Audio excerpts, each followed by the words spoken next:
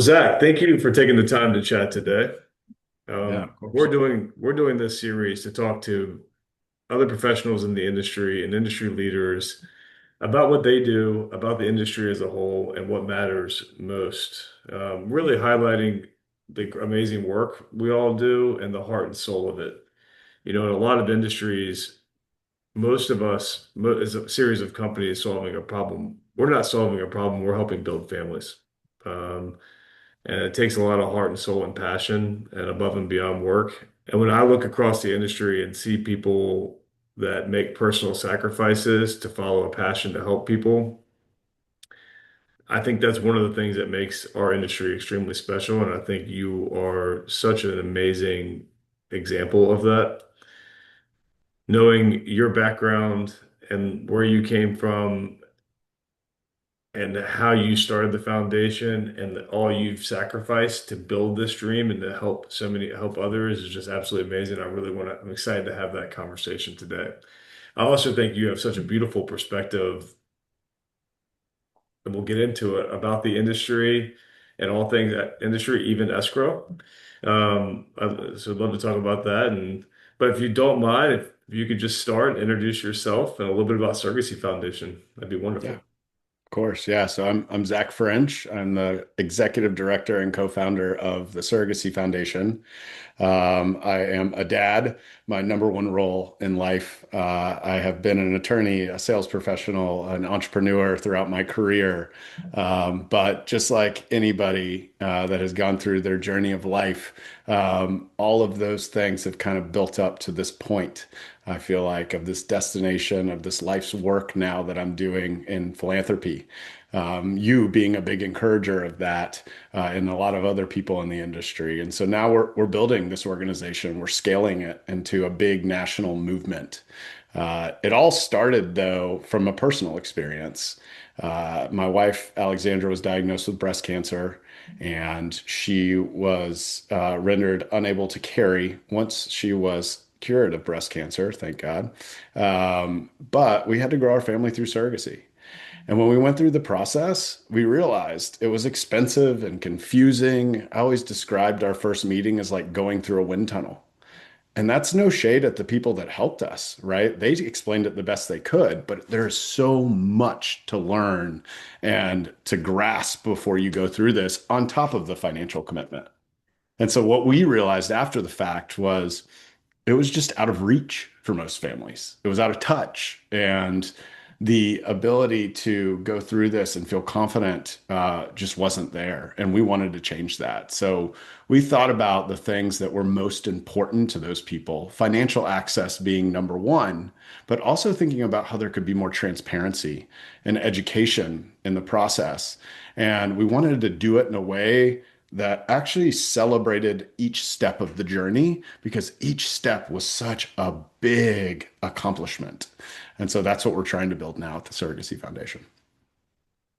That's beautiful. You know, so many people don't realize the complexity and the emotion and the financial impact and the stress that going through one of these journeys can have for somebody coming to this and really trying to figure it out. Tell me more about the foundation and a little bit of the evolution of the foundation. I know it's evolved quite a bit. It started just like most organizations, for profit or not, with this kind of, I guess, gap in the market that we saw. And from a nonprofit perspective, that was the ability to get meaningful amounts of money for grants for surrogacy for anyone, right? And so we set out on our journey in 2022 to find a way to cover $100,000 grant for for anyone who wanted to grow their family through surrogacy. And just like, most people when you're starting a business, they're like, you're crazy, right? Like nobody gives out that amount of money to one family in nonprofits. The playbook was give small amounts of money to a lot of families, and that works for a lot of things, but we just felt like surrogacy was different. And so we sought out how do we change that? And we're like, okay, well, we have to raise $100,000. So how do we do that?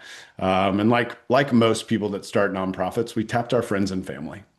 And we said, hey guys, like we really want to raise this money. We think we can throw like a big fundraiser. And if we tell people about how and why we're here, they'll want to give back. They'll want to fund this.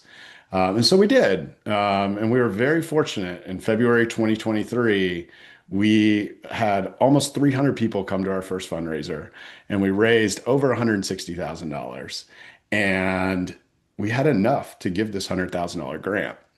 And so the story goes that I started talking to a lot of people about how do you give away this amount of money and mitigate as much risk as possible and make sure that this family has a good journey.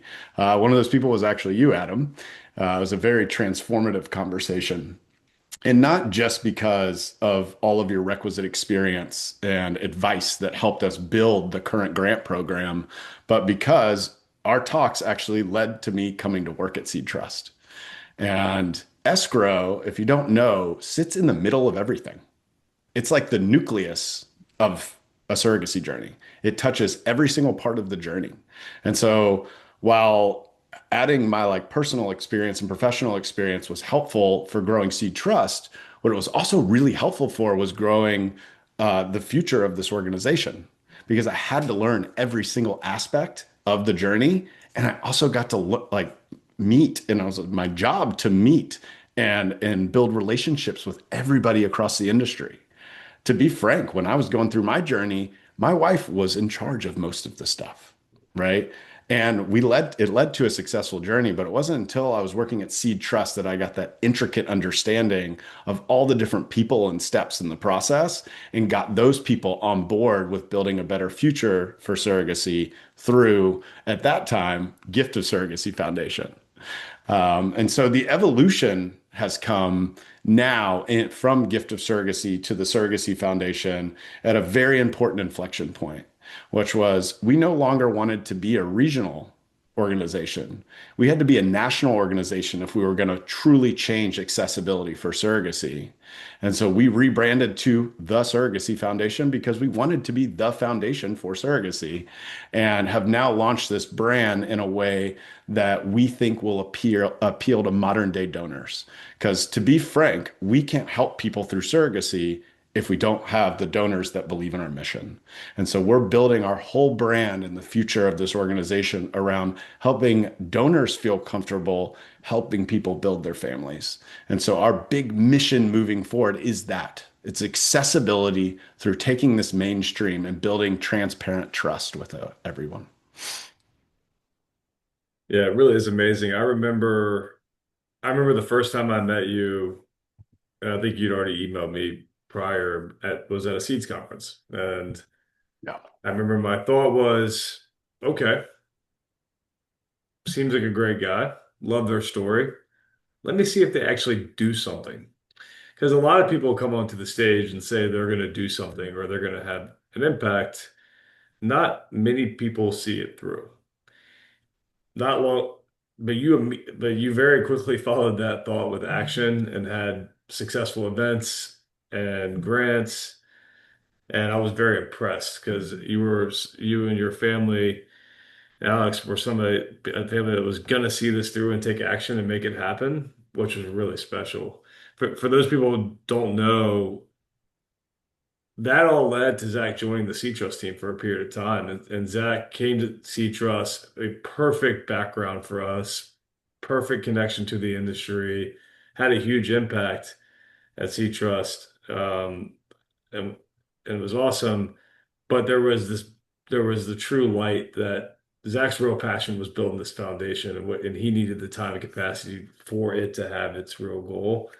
And that was something we were proud to support him on, and even more even more proud that he made that decision personally to make that sacrifice and even an individual compensation to go do that and pursue that to help others, which I know I will always look to you with a great deal of respect for that decision because I know it's a hard one.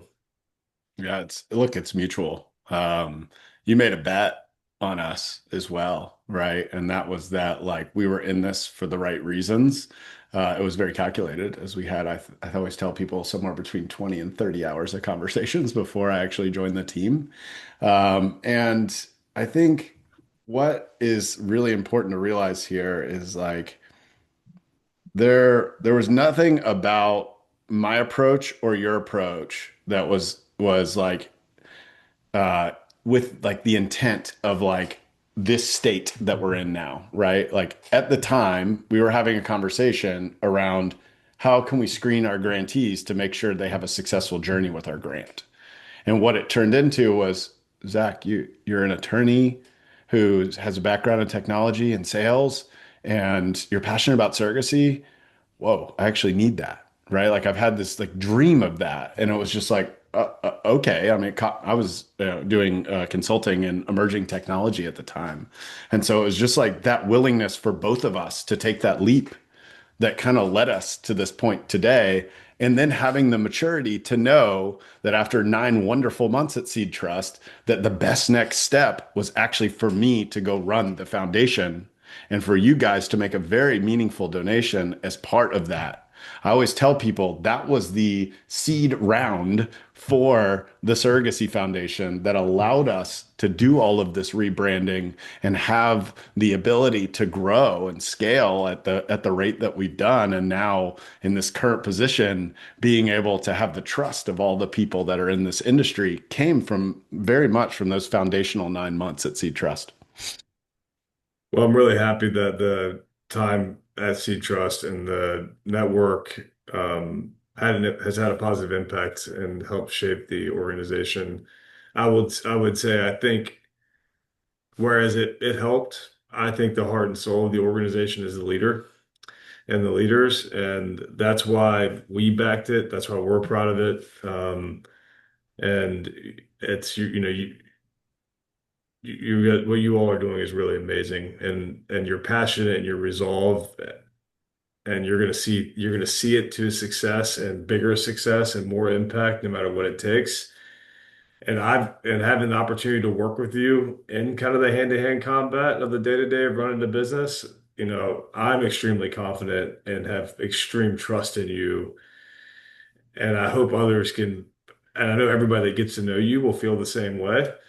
But that trust and that knowledge that you are going to execute and that you are mission driven to have an impact no matter what, and that's your true driving force is to help people and make surrogacy more affordable. That is beautiful, right? And you should be proud of that. I'm glad Seed Trust and our family of companies who are very passionate about giving back had an impact here.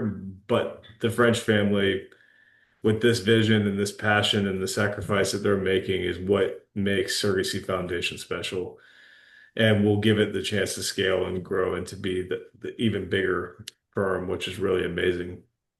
So let's talk a little bit about the current goals of the foundation. What type of grants and programs does the foundation have to help people now? Give us some updates. Yeah, for sure. So, our foundation for the foundation, for lack of a better word, has always been financial access. But what we've grown into is we've tried to realize what are the biggest barriers to entry here, right? That's accessibility defined more or less, right? And so you have financial, but you also have kind of this complexity, this like educational aspect to it. And then you finally have like this stigma that's tied to it, right? People don't understand surrogacy unless you've been through it, right? The people that are viewing it from the outside, they don't necessarily get to hear all the wonderful magic that you and I get to hear as being professionals in this industry.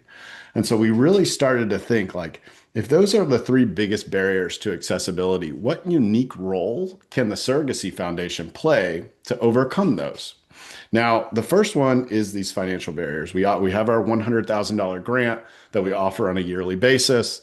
For this year will be the first year where we offer it on a national basis. So expanding that was huge, but it is not lost on us that that's helping one family. Right. Now, that one family needs that grant. We've created a process that shows that need, but it's hard to scale that. And so the way that we view financial access is we are building a resume based on the people that need these grants to show how big that need is so that we have ammo when we go to regulators, to insurance providers, to benefits providers to say, hey, look how big this need is. we need $100,000 just to help this one family. And look at all these people we couldn't help, right? The next thing is really like digging into what are the education sources for surrogacy. Now, most people, when they get to this stage, don't like seek it out, right? They're talking to professionals out of necessity, and professionals are providing really valuable information. But at the end of the day, those are the people you pay, right? And so, how can we be more of a contemporary guide that reaches people earlier in their journey so that by the time they get to Seed Trust, by the time they get to X agency or Y insurance provider, they've got a general idea of what's going on? This is where I really dug into my technology background. I think webinars are fantastic, like this one. This will educate a lot of people, but there's got to be more of a one to many approach from a nonprofit perspective where you almost provide a public good that anyone can access anywhere, anytime. That's why we're focused on, from an educational perspective, building a chatbot. Now, the chatbot isn't your traditional chat GPT where you can go plug in any question and gives you any answer. We're actually thinking about what are the services that people need to advance their journey. So first stage is we're actually building an interactive way for people to tell us a little bit about themselves, and we can provide them a list of every single nonprofit organization that provides grants, education, and support in the space. That doesn't exist. You know where it exists? It exists at 2 in the morning through deep Google searches and Facebook message boards that aren't always reliable and aren't always up to date. We're committing our resources to building something that's constantly verified every single quarter to make sure that people have those resources. And the second stage is pairing up with professionals like yourself that have been doing this for 10, 20, 30 years and curating information about what we call our proprietary 7 steps to the surrogacy journey to allow people to pry and prod and know that this information has actually been curated, that you know it's quality information, and to give you access if you want to dig a little bit deeper. Now, the final thing is this stigma. Now, I've already alluded to the fact that it's misunderstood. It's also not accepted. And I think people oftentimes, unfortunately, in this industry kind of bury their head in the sand when they hear about something bad happening. One thing I learned at Seed Trust specifically is you've got to meet this head on. It's our duty as professionals in this industry to rally together and build a collective to help address some of these issues and not talk about them, but actually talk about them more to show people that we actually do need regulation in this space, that we do actually need to increase accessibility. And so I go back and I think about those different things and I'm like, how can we approach that in a different way? Well, what if we were the place where all these professionals came together and thought about how we could attack them as a group, as a collective? And so we've launched programs around that, like Magic Makers, which I'm happy to elaborate on. They're going to allow people to see what the surrogacy industry is really about. You know, you said something really important earlier, Adam. This is a passion-driven industry. We are running businesses, but these people are literally helping people build their families. And so we are fortunate to have those types of people. But what we haven't been able to do is leverage that to make the meaningful change. And I think that's where the Surrogacy Foundation comes into play because we're a nonprofit. We have no vested interest. We're playing a positive sum game. Everybody wins if we win. And so we're going to continue to approach that stigmatized approach, that stigma like that, so that everybody knows how wonderful and magic this industry is. Yeah, it really is. The work we do is really amazing, and so many professionals, as you said, they're running business, but the sacrifice to run these type of businesses and is meaningful, and also it's we're all driven by the purpose of helping families. So most people go above and beyond, and again, you and the foundation are a great example of that. I love a few things you said there. By the way, kudos on the vision to create the chatbot with real information. You know, one of the hardest things I think that for people coming into the space or parents or even surrogates looking to help, which is amazing, is how do I get the right information, right? How do I get that unbiased information? You know, it's so challenging because in the beginning, most people you're talking to are amazing people, but you also know they're trying to sell you their services, right? And you're getting different pitches, and when you Google it, you get pages of ads. And to kind of get to the core of information of what to know and how to think about it, even so you're prepared to ask the right questions to the providers to know what's best for you. I think that's absolutely meaningful, and applaud you for starting that process. I think something that comes up a lot in industry discussions, and I just want to hit it head on with you. As you think about this and expanding this education platform and the vendors you work with, how do you make it unbiased? We hear things about like pay to play. Like you're going to promote the people giving you the donations, or how do you think about solutions to where the education you're providing truly is an unbiased, fair, unleading set of education that people can count on, not to be bought? Yeah, no, it's an interesting point. I think it all starts with a bit of transparency, right? Um, One thing that we harp on in this industry and at Seed Trust as well is like that idea of transparency, but it also relates to nonprofits writ large, right? Like, where are my donation dollars going, right? And so, like, as we think about how do we deploy donation dollars in a meaningful way, I think it starts at the level of saying, hey, by the way, this is this is what we're doing, right? As you know from your conversations with me, uh, I will tell you exactly what I'm making. I'll tell you exactly how much we're paying in OpEx. Like, there's nothing to hide. I think it's incumbent upon us as a 501(c)(3) with that special status to be overly transparent about where the money's being spent. I think the other thing that's really important to providing unbiased education is remembering that education's actually the foundation of trust, right? It is ethical surrogacy will require a unique way of approaching education. It means that there has to be clarity and protection, especially for surrogates throughout this process. Now, escrow provides a very important part of that. And the reason is because anybody can go into their escrow account and they can see exactly where the money's going and who it's going to and why. And you can see the communications and everything. So, how do we do that as the Surrogacy Foundation? Well, we're not here to promote any one set of donors. We're here to promote the right set of information that's backed by experience. So it's not just one person in a room with us that's providing us this opportunity, it's a group of people. I'm talking to people in this industry with varying levels of experience every single week, right? I'm getting feedback. We're trying to understand from an objective point of view, what is the good kind of education that we can provide for people?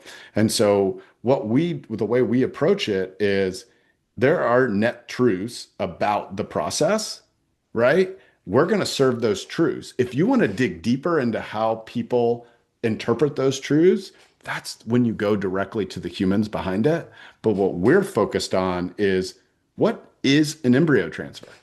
What does that mean? And there's no debate about what that means, right? Focus on those core steps to surrogacy and let the specialists provide the expanded information and allow those people to make their subjective choice. We're never going to have a platform where we refer to one person, right? I think a perfect example is our grant program. If I could just elaborate on that, Please. Seed Trust has been a massive supporter for us. Do you know that there's not someone on Seed Trust on our review board? And that's not intentional. But do you know who is on our review board? Someone else from Alley Escrow, right? And it's not because we don't value Seed Trust relationship. It's because we don't view one person as above any other person. If someone can provide the services for us and provide an objective opinion for what we're doing, then we are value aligned, right? And it goes back to that value alignment if you want to draw a clear distinction between someone who is pay to play and someone who's here to just serve the public need of accessibility for surrogacy. Yeah, and I think it also goes to your sponsors, right? And to your supporters. Like when we supported the organization, I made it really clear we want to be helpful. We don't need to be in charge. We don't need to select. We want to leave that to you to decide. Because as soon as we go further into trying to control or have a broader part in the decisions, it takes away from the organization's ability to set protocol and policies and help and in an unbiased way. So that's why intentionally we said, look, we think you do a great job selecting people. That's why we're investing in you. And we believe in your leadership to figure out the best path to do that and do it ethically and in a transparent way. And you've done exactly that, right? Yeah, I So think like digging deeper there, I remember a conversation we had, which was before there was ever a donation or anything like that. You're involved with a bunch of nonprofits already, right? And one of the things you learn that really holds nonprofits back, as you said, anytime you create an earmarked donation, then people are going to change the incentives and how they act as a result. Now, there are certain exceptions to that rule. If you want to have a campaign to raise for a grant, that's great. But what you never want to do is go into a conversation with a donor, letting them know you can pick exactly how this is used, right? Because all that does is create burdens on the part of the people running the organization. What you need to do is lay out the like expectations, which is that we're a growing organization. We're going to use this money in the best way we see fit to facilitate this vision that you've bought into.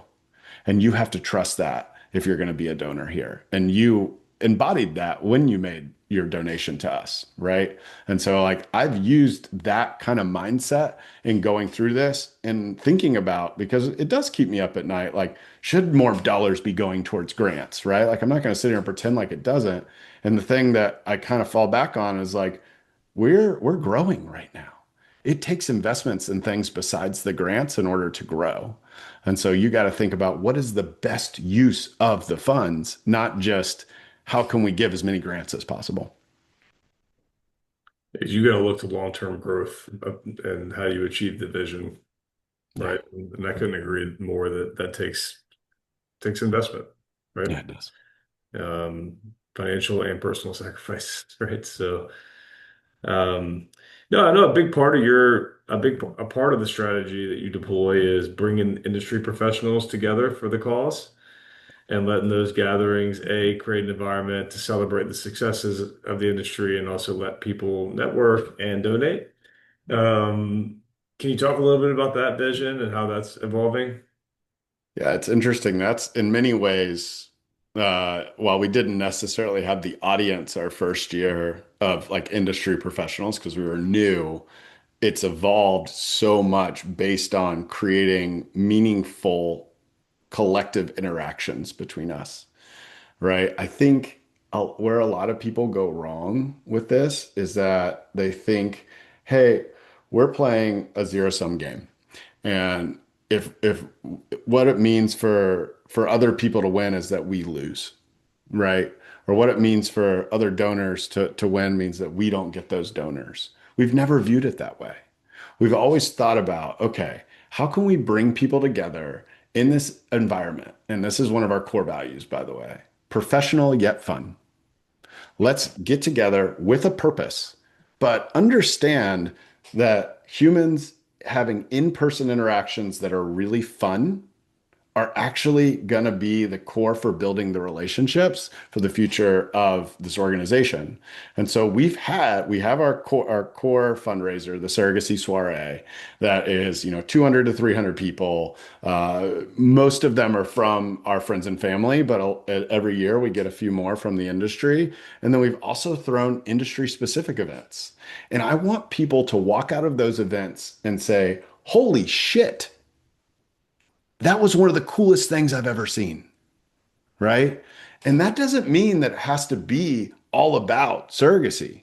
It just means that you put people in that situation and help them form those relationships. Because over time, while it doesn't have this direct ROI, it does have a long-term ROI of bringing people with like-minded values together to make better decisions. And you'll see that as we embody these new initiatives that we're rolling out right now. Well, I'm a big believer in the bringing people together for calls, and letting people have a great time that's memorable, and also letting the proceeds of that go to a good cause. Yeah. It's something I'm a huge fan that you do. You teased us a little bit there, Zach, with your new initiatives. Do you want to, can you share a bit more? Yeah, absolutely. It's really interesting. On the collective note, I think one thing that nonprofits have gotten wrong a lot in the past is they expect people to give them donations simply because they resonate with a cause. That's simply the first stage. The way that we approach all of our initiatives is by talking to people first, understanding where they're coming from, understanding their pain points, both in their business and outside of it, and trying to build donation programs that cater to that, right? I can't sit here and tell you, Adam, if you give me a $10,000 check today, that's going to mean $15,000 worth of business in the future because I put your brand and logo on my webpage, right? Which I think is the common approach, right? What I can tell you is that, Adam, if you give us this donation and join this program, I've actually thought a lot about the things that you need as a business, and I think it'll help you chip away at those. And so when we were coming up with our next donation initiative, it was just as much about understanding who our potential donors were as surrogacy professionals as it was about raising the money to help more families. And so one of our big mantras here at the Surrogacy Foundation is really showing the magic of surrogacy. You'll see it in our little S, there's a sparkle, and that's what it's intended to capture.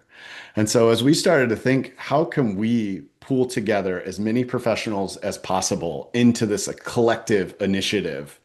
We thought, what better name than Magic Makers? And then we started to think, how can we align ourselves? How can we really live this idea that we are playing this positive sum game that everybody wins? And we were like, well, what about if we really embodied celebrating the journey over the destination? And for every single milestone that was relevant to that particular professional, we asked them to donate. Not a ton of money, a very, very reasonable amount of money. And that would help us raise funds. But also, what it would do is that when those professionals went out and told people about joining the Magic Makers in this collective and how many milestones they had hit, they'd be able to say, hey, not only did we have 6 matches this month, we were also able to give back for every single one of those matches. And then all of their wonderful clients that they work with, surrogates and intended parents, would see, hey, I see the true values of this organization. And then on our side, all these people would start to learn about the Surrogacy Foundation. The number one thing that I hear when people talk to me is like, hey, I didn't know you existed. And so, on top of raising donations and creating awareness and values driven marketing for these organizations that are joining Magic Makers, now we've got awareness amongst the next group of individuals that have experienced this on a personal level, which also allows us to grow our reach. And so, we view this program as taking our circle and making it a little bit bigger, right? The professionals will always be core to what we're doing.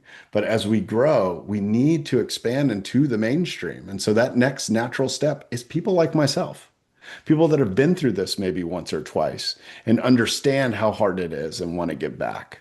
And so we're hoping we can start to scale this thing. And we're seeing a lot of really good buy-in.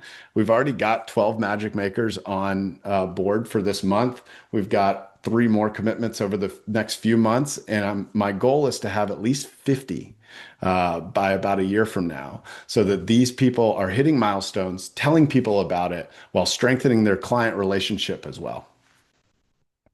That's great when a company can have such a meaningful purpose just in their core business of helping people build families, but then also be able to say, in addition to helping you as part of our service, we're also giving back to help other families who may not be able to afford it. I think that's really beautiful. Through a foundation that's run by a wonderful person. Zach, let's have some fun. Let's And look, everybody's crystal ball is terrible, especially mine. But think ahead a few years.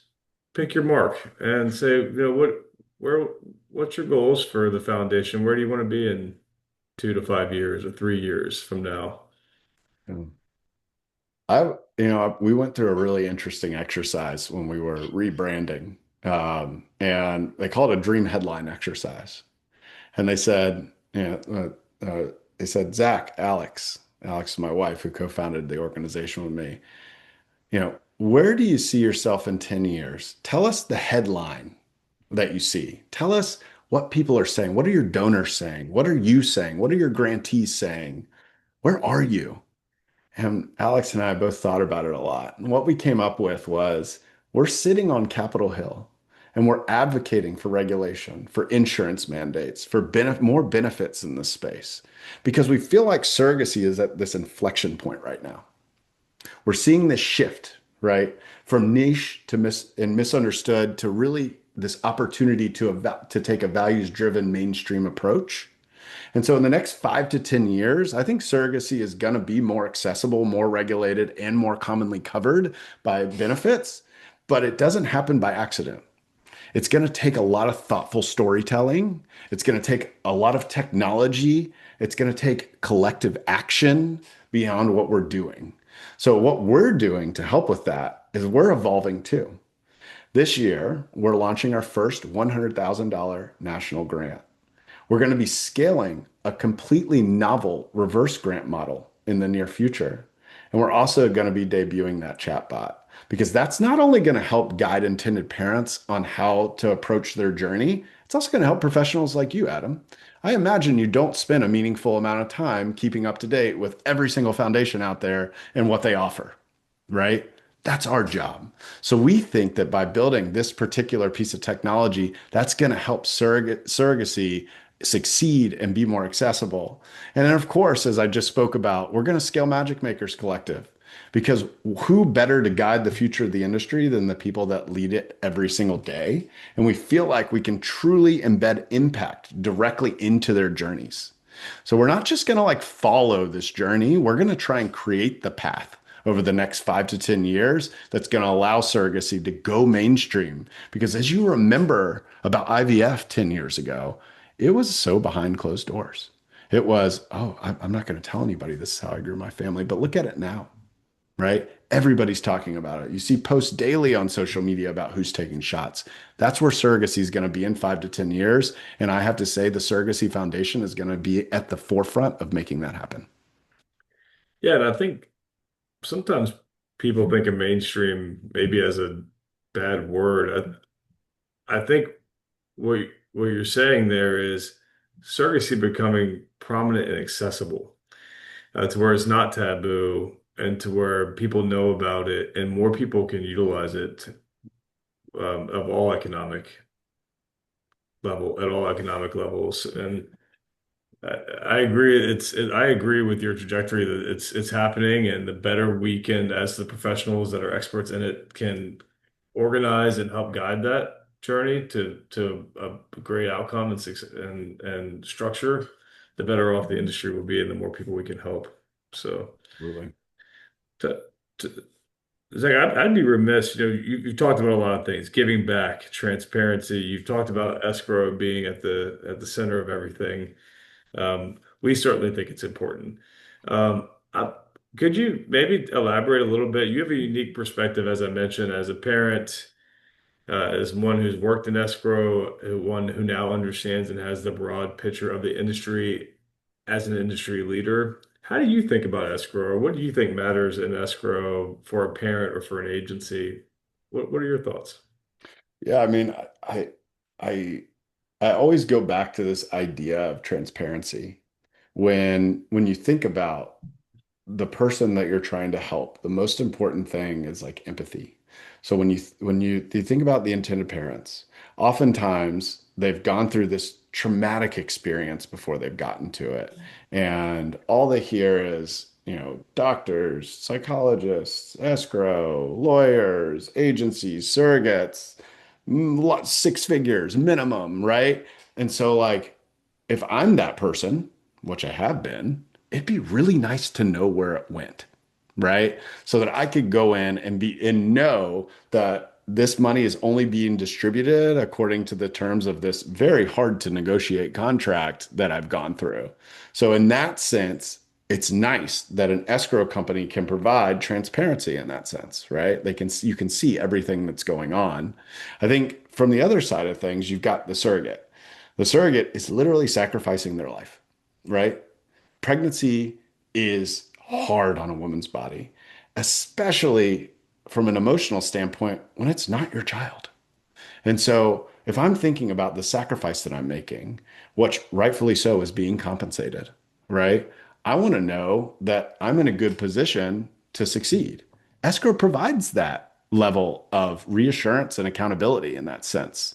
So when I go in as a surrogate, I'm happy to know, hey, there is this much money in the account. Hey, they didn't just distribute this money based on, because they felt like it was a good idea. They're actually quoting terms in the contract, and they've already set up automatic payments for me that are consistent with the terms of the contract. And so when it comes down to it, escrow is simply another way for people to have empathy and accountability in the relationship that they're going through that is unlike any other journey they've ever been on before. That was always what I found fascinating about what SeedTrust does and what escrow represents. Most people think of escrow, they think of homes, right? Like that's the most common way. And it's like two transactions. It's like money in, money out. That's it. Well, this is money in, money out 50, 100, 150 times for one baby, right? And so being able to go in and dive into that and understand it gives such a peace of mind for the people that are already going through so much to make this happen and putting their trust and being vulnerable and putting that on the line. Yeah, for sure. No, for sure. It's one of the items that often gets overlooked when people are selecting the professionals they work with, Hmm. or it used to be. Unfortunately, with some of the fraud and issues we've had, it's become more important to folks, and it should have always been. I was listening to you talk about your journey, starting the foundation and really setting the future vision of it and how it's going to evolve. And we always talk about you always have to be agile, right? And keep adapting as the market adapts.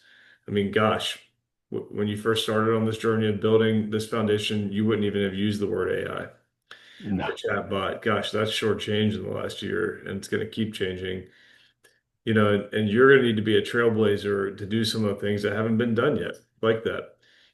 At SeedTrust, that's really important to us too. When we came into the industry, the spirit of escrow was kind of mom and pop shops and attorneys holding funds and just with no transparency, no technology, sending checks and not adding any real value by checking the receipts or taking any liability. They kind of pushed all that off, and when we looked at it, we said, gosh, this is just an illusion of protection, and it actually adds a complexity and more financial stress than good. And it would be amazing if it could do all of these things that we do now, like check the contract, take the fiduciary responsibility, ensure the money's allocated per the actual contract that the surrogate and parent agreed on, be the neutral party in between to make sure that we can separate these folks from these stressful conversations so they can focus on the baby and all the things we do, right, to make it more efficient. Technology, payment, speed, um, and different services. But when we saw that vision back then, we said, well, gosh, we need to work really hard and we need to invest everything back into technology to make it feasible. Because the service we offer far exceeds the price that we charge, but technology enables us to do it effectively and with the personal touch and heart and soul um, and at that lower price. So, but we didn't know we were going to be able to achieve it. We just knew if we could achieve it, it would have a big impact and actually make this financial service within this industry impactful and make it more secure for people. And I think in a lot of ways, in a very separate vision, you're on that same path of you have a vision to make surrogacy more well understood and known, provide real education, and make it accessible to people beyond people that come up with 100 grand plus to 200 grand. And it's just fun to think about the parallels in that journey. As early days when we started, people thought we were crazy. We got attacked. People didn't like that we wanted to disrupt it and do all this additional stuff and add transparency and verification and all that. Now it's the norm, and others are following the norm and also increasing what they're doing. And I think it's beautiful that that's happened, and we're constantly thinking and innovating and evolving. And I'm happy to hear that the foundation is thinking the same way, right? Not just where are we at today? How can we just give another grant? Which I know you're going to give grants, but thinking bigger picture and how you can evolve is so critical because the world's changing fast and this industry is changing fast and growing fast, and it always will. So you have to be forward thinking. Yeah, I think there's one word you could kind of use to describe what you're talking about is disruption, right? True disruption means that most of the incumbents are not going to be happy that you're there. They're going to disagree. But the hard part is being adamant about your point of view, right? How do you approach every single day in a way where you are advocating your point of view and not sacrificing what you believe in just because it's not making everybody happy, right? There are plenty of philanthropies in our space and they're amazing, but we're not building what they're building. We're building our own thing. And we're not going to approach the industry in the way that they've approached the industry. We don't view you as a payday. We view you as the experience that's going to help us drive this forward and ultimately facilitate our point of view, which is that it needs to stop happening behind closed doors. It needs to be more transparent. And we align so well in that sense, right? You provided transparency on the most fundamental level, which is like, where's my money and where is it going? And like, what happens if something goes wrong? Who's accountable for it? Right? Now we're saying, hey, the whole industry needs to be accountable in some way, right? And we're saying that it needs to shift meaningfully in order to accommodate the rising demand for surrogacy. And we're not going to stop until that is the case. And so we're really fortunate to have that alignment and have you guys growing alongside us and helping us grow because there's no greater way to grow as a collective than finding values that you align with because those values are the lifeblood of what you do. They guide your decision making. Absolutely.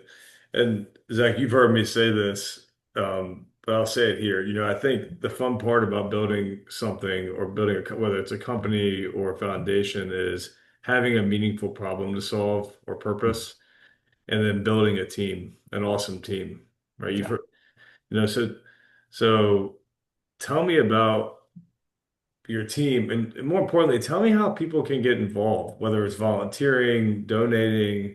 Talk to me about that. Yeah, sure. We've actually expanded a lot recently. One of the questions I get asked a lot is like, how can I help?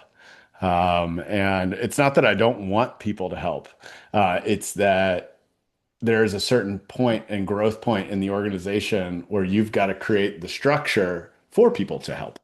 And we're at that point right now, right? I've had a wonderful development consultant that's been helping me over the past year and a half realize my vision, coach me through all these different donation platforms, because that's the foundation of growth.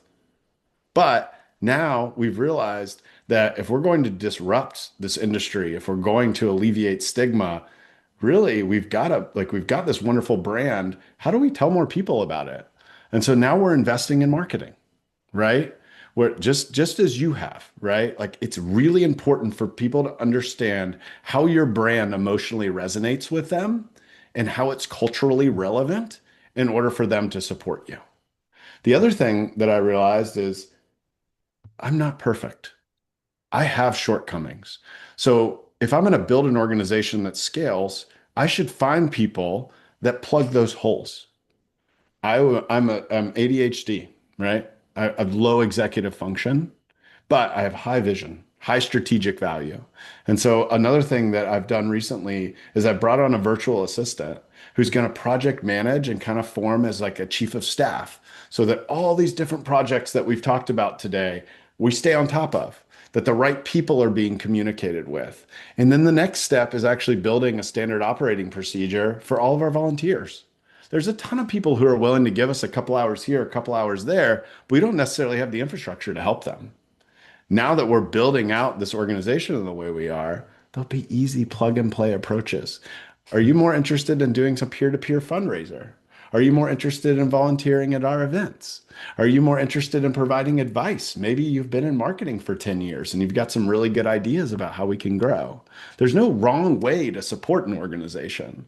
We just have to provide you with the ability to support the organization. And that's exactly the point that we are at this moment.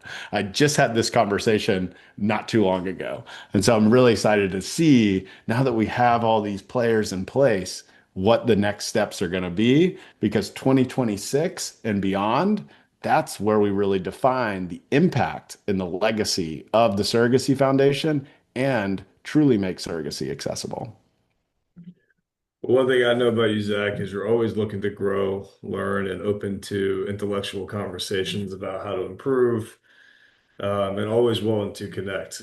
So I highly encourage people who are curious about the foundation, curious about this wonderful gentleman, Zach, and his family and what they're doing here, to reach out to him, and learn about it. You'll be impressed with what you find and who you meet. So, Zach, with that, I want to say thank you so much for taking the time to chat today, and thank you for all you're doing for the recipients of the grants and the families you're helping, but for the industry as a whole. I know you give back in a lot of ways. So thank you so much to you and your family. Yeah, thank you, Adam. I appreciate everything you're doing, and I can't wait to build this with you along our side. Awesome. Thank you, Zach.